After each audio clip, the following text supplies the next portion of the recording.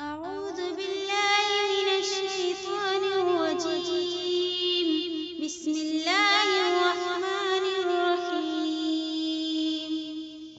يسبح لله ما في السماوات وما في الأرض الملك القدوس العزيز الحكيم.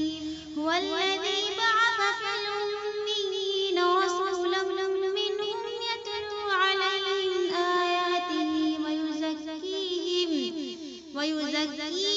ويعلمهم الكتاب والحكمة وإن كانوا من قبل لفي ضلال مبين. وآخرين منهم لما يلحقوا بهم وهو العزيز الحكيم. ذلك فضل الله يؤتيه من يشاء والله ذو الفضل العظيم. مثل الذين حملوا التوراة ثم لم يحملوها كمثل الحمار يحمل أسفارا بئس مثل القوم الذين كذبوا بآيات الله والله لا يهدي القوم الظالمين. قل يا أيها الذين هادوا إن زعمتم أنكم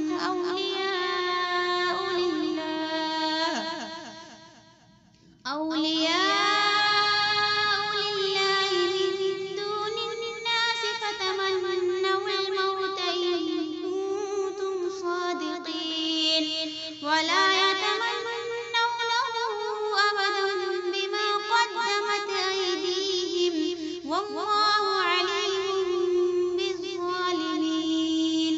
قل إن الموت الذي تفرون منه فإنه ملاقيكم ثم تردون إلى عالم الغيب قل إن الموت الذي تفرون منه فإنه ملاقيكم ثم تردون إلى عالم الغيب والشهادة فينبئكم